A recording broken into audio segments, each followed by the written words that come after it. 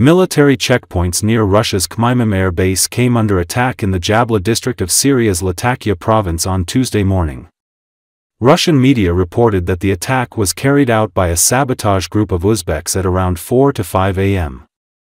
According to the reports, Russian troops responded quickly, killing 4 militants. Another gunman is hiding in the reeds, with no chance of escape. Shootings near the base continue, the report added. London-based pro-opposition Syrian Observatory for Human Rights, SOHR, reported that the attacking group is likely linked to Syria's defense and interior ministries, adding that there was unprecedented security tensions following the attack. SOHR also reported the downing of a drone flying in the area. According to the report, sirens went off inside the base in the morning, and intense gunfire was heard in the nearby area.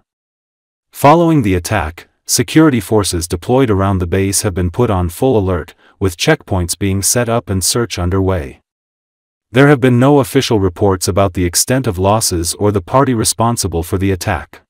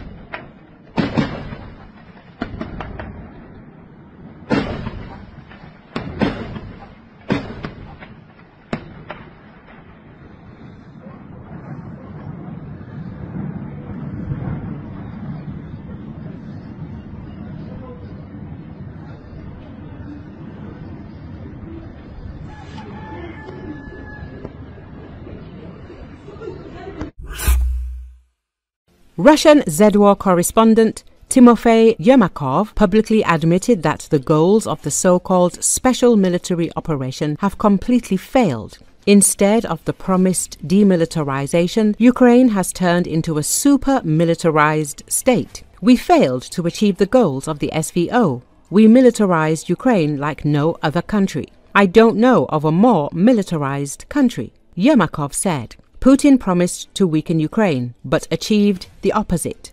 Ukraine became stronger, more armed, and more decisive. Over the years of war, the Ukrainian armed forces have become one of the most powerful armies in Europe, armed with modern systems and ready for offensive actions. Now Ukraine is not just a neighbor, but a strong, armed enemy on Russia's borders. Putin's mistake has created a problem that will have to be reckoned with for many years to come. Ukraine is no longer afraid of Russian aggression and is ready to defend and counter-attack. The confession of the Russian war correspondent shows that even in Russia they are beginning to understand how Putin's mistake led to the emergence of a strong enemy. Zelenski himself commented on this. They understand that Putin is doing complete nonsense and is getting the opposite effect. But they still support this stupid slaughter, even understanding that it only brings harm. Amazingly, thick-headed cretins, of course. In this case, the meeting between the Ukrainian and Russian delegations in Istanbul clearly showed he isn't yet ready to do a deal. The Wall Street Journal reports, "We fought Sweden for 21 years. How long are you ready to fight?" That was the message delivered by Russian presidential aide Vladimir Medinsky to the Ukrainian delegation during recent peace talks in Istanbul.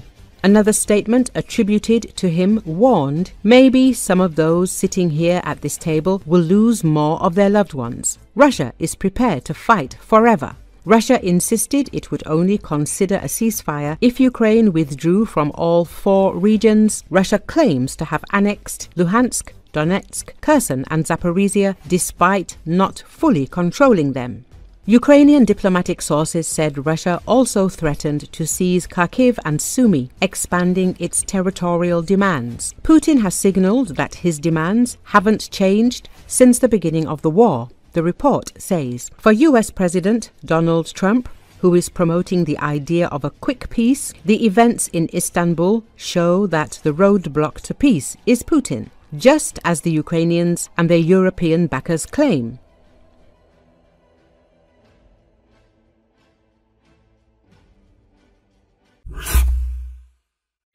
Russian troops are increasingly using motorized units, a tactic of rapid breakthroughs using motorcycles, buggies and scooters. There are also reports that soldiers are dissatisfied with the commander's motorcycle attacks.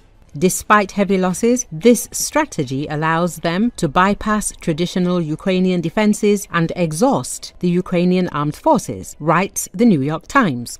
This is a tactic of 1,000 small blows, explained Yevgeny Alkimov, a representative of the 28th Mechanized Brigade. Russian troops use motorcycles to quickly cross mined areas and reach Ukrainian positions while avoiding massive drone and artillery strikes. The attacks usually take place without cover, with drivers zigzagging across rough terrain. Motorcycle drivers could have had 5 to 10 minutes to storm the Ukrainian trenches and attack, says military expert Pavel Narozny. Despite numerous losses, 100 motorcycles and 240 soldiers were destroyed in Pokrovsk during one assault alone. The motorcycle units continue to operate, as Narozny says. They now account for 20 to 25% of Russian attacks. It is difficult for Ukraine to withstand such continuous attacks. The goal is not to destroy the infantry, but to penetrate into the rear to strike mortar crews and drone operators, specialists who are difficult to replace. Motorcycle attacks first appeared in April 2024 as an improvised response to drone strikes. In the fall, they became widespread in the Kharkiv and Donetsk regions, where armored vehicles became almost unusable. Even though they have less armor now and there are no restrictions on manpower reduction, motorcycles are exactly what is needed for this job, explains Valery Ryabik of Defense Express. The tactics became more sophisticated. Electronic warfare is used, but the motorcycle groups are supplemented with 2 passengers, which allows the attack to continue even after one of them is destroyed. The Russian command is already considering the possibility of formalizing motorcycle units. Motorcycles could become standard equipment for troops. This indicates an intention to integrate tactics into the strategy of combat operations. Individual attacks are ineffective on their own, but as part of a broader tactical plan of attrition, they do the job, says Evgeny Alkimov. We will see many more motorcycles, buggies, scooters, cars on the front. This is a new war, added Pavel Narozny.